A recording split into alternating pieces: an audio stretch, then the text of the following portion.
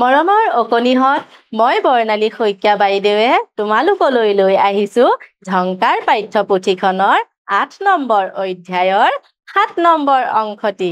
আহাচোন এই অংশটিত কিনো আছে চাওঁ। প্ৰথমতে আছে জানো আহা।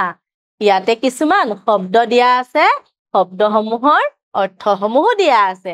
আহাচোন শব্দ কেইটানো কি আৰু তাৰ অৰ্থনো কি জানো।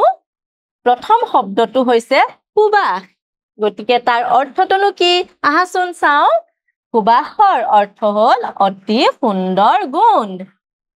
তাৰ পাছৰ শব্দটো চাওঁ আহা কিনো আছে খুৱাব। খুৱাব শব্দৰ অৰ্থ হ'ল শোভিত কৰা। তাৰ পিছৰ শব্দটো চাওঁ আহাচোন, পিছৰ শব্দটো হ'ল মধুৰ, আৰু মধুৰ শব্দৰ অৰ্থ হ'ল মৌৰ নিচিনা বা সন্তোষ লগোৱা। তোমালোকেও এনেদৰে শব্দৰ অৰ্থসমূহ জানিবলৈ যত্ন কৰিবা। এইবাৰ চাওঁ আহাচোন, লিখো আহা। কি কৰিছে ইয়াতে কিছুমান প্ৰশ্ন দি থোৱা আছে। সেই প্ৰশ্নসমূহৰ উত্তৰসমূহ লিখো আহাচোন কিনো আছে। প্ৰথমতে প্ৰশ্নটো চাই লওঁ আহা। ১ নম্বৰ প্ৰশ্নটো হ'ল কি পাহিয়ে কিহৰ সুবাস পাইছিল। আমি আগৰ অংশত পঢ়ি আহিছিলো নহয়নে? এটা দফা পঢ়ি আহিছিলো, তাত পাহিৰ কথা জানিছিলো, পেহীয়েকৰ কথা জানিছিলো নহয়নে? তাৰেই প্ৰশ্ন হয়, গতিকে ইয়াৰ উত্তৰত কি হ'ব বাৰু? ইয়াৰ উত্তৰত হ'ব পাহিয়ে শেৱালি ফুলৰ সুবাস পাইছিল। এইবাৰ চাওঁ আহাচোন, পাহিয়ে কিয় শেৱালি ফুল ছিঙিব বিচাৰিছিল। পাহিয়ে কিয় শেৱালি ফুল ছিঙিব বিচাৰিছিল? যদি আমি উত্তৰত লিখো তেতিয়া হ'ব পাহিয়ে মালা গাঁঠিবলৈ শেৱালি ফুল ছিঙিব বিচাৰিছিল। তোমালোকেও এনেদৰে লিখিবলৈ যত্ন কৰিবা। এইবাৰ চাওঁ আহাচোন, পেহীয়েকে পাহিক ফুলবোৰ ছিঙিবলৈ কিয় মানা কৰিছিল। পেহীয়েকে পাহিক ফুলবোৰ ছিঙিবলৈ কিয় মানা কৰিছিল বাৰু? কাৰণ যদি ফুলবোৰ ছিঙি দিয়ে তেতিয়া কি হ'ব, গছজোপাৰ সৌন্দৰ্য শেষ হৈ যাব। লগতে ফুলি থকা গছৰ পৰা যদি ফুল ছিঙা তেতিয়া গছজোপাই দুখ নাপাব জানো? দুখ পাব ন?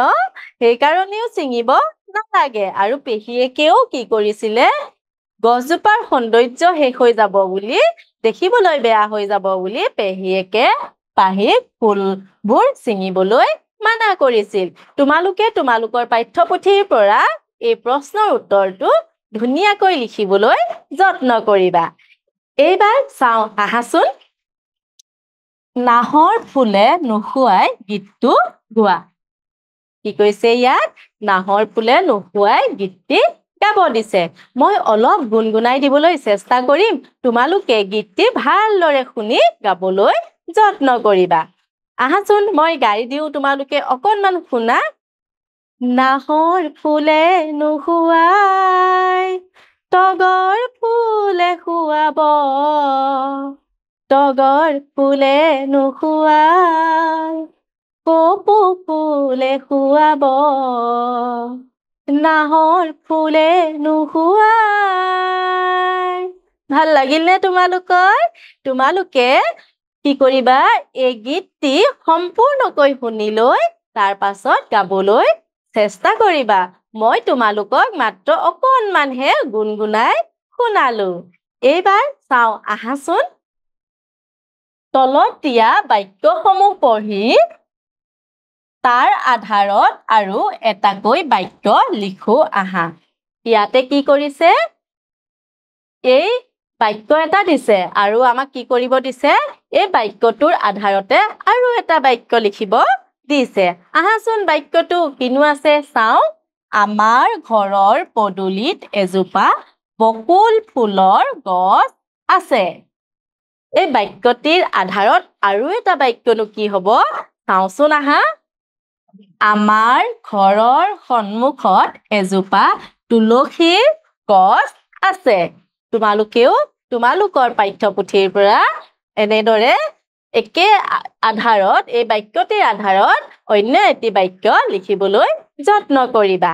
এইবাৰ চাওঁ আহাচোন, তোমালোকৰ বিদ্যালয়ত কি গছ আছে লিখা তোমালোকৰ বিদ্যালয়খনলৈ মনত পেলাবা পেলোৱাচোন মনত কিনো গছ আছে সেই গছসমূহৰ কি কৰিবা ইয়াত সেই গছসমূহৰ নামসমূহ তোমালোকে ধুনীয়াকৈ লিখিবা কি গছ আছে কাৰণ বিদ্যালয়ত বহুত গছ-গছনি থাকে নহয়নে আৰু মনত পেলাই তোমালোকে ইয়াত কি কৰিবা তোমালোকে সেই গছসমূহৰ নামসমূহ লিখিবা এইবাৰ চাও আহাচোন পঢ়া ইয়াতে এটা দফা দি থোৱা আছে আৰু সেই দফাটো আমি পঢ়ো আহাচোন শিয়াল আৰু চাহ আহাচোন কিনো আছে পঢ়ি চাও এন্ধাৰত শিয়ালটো জুপুকা মাৰি বহি আছিল বেলি উলালত সি উঠি তাৰ নিজৰ ছাটোলৈ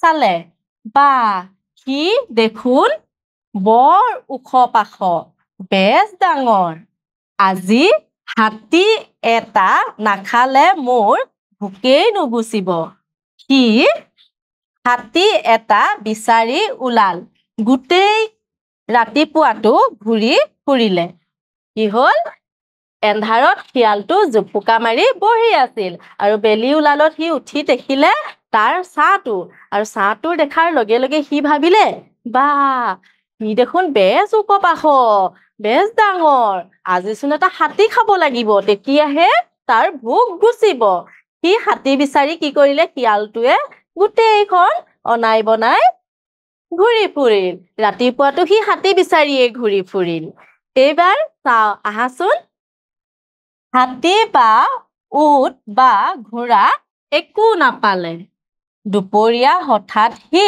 তাৰ ছাটোলৈ চালে সিচোন তেনেই সৰু হাতী উট পহুৰ সলনি এটা এন্দুৰ খালেই দেখোন তাৰ চলি গ'লহেঁতেন যেতিয়া সি ৰাতিপুৱাটো হাতী উট ঘোঁৰা বিচাৰি একো নাপালে লাহে লাহে হঠাৎ কি হ'ল দুপৰীয়া হৈ আহিবলৈ ধৰিলে আৰু দুপৰীয়া সি তাৰ ছাটোলৈ পুনৰ চালে তেতিয়া দেখিলে তাৰ ছাটো দেখোন তেনেই সৰু হয় আৰু সি তেতিয়া ভাবিলে যে হাতী উট পহু এইবোৰ বিচাৰি থকাতকৈ দেখোন মই এন্দুৰ এটা খালেই মোৰ ভোক গ'লহেঁতেন বুলি ভাবিলে আৰু ইয়াত যে আছে তোমালোকৰ 60 ছেকেণ্ড মানে 1 মিনিটত এই সম্পূৰ্ণ দফাটো তোমালোকে পঢ়িবলৈ যত্ন কৰিবা তোমালোকে চেষ্টা কৰিবা যাতে এই দফাটো পঢ়োতে 1 মিনিট সময় বা 60 ছেকেণ্ড সময়হে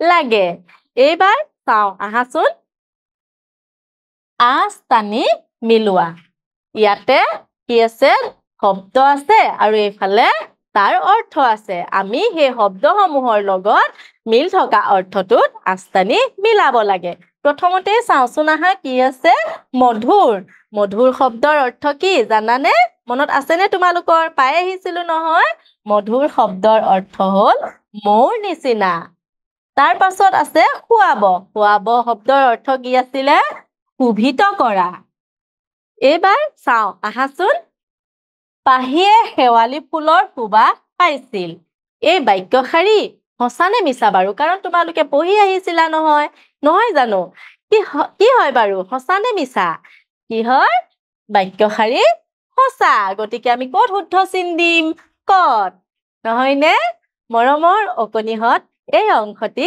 ইমানতে সামৰিছো আগন্তুক দিনত এটি নতুন অংশলৈ পুনৰ আহিম ধন্যবাদ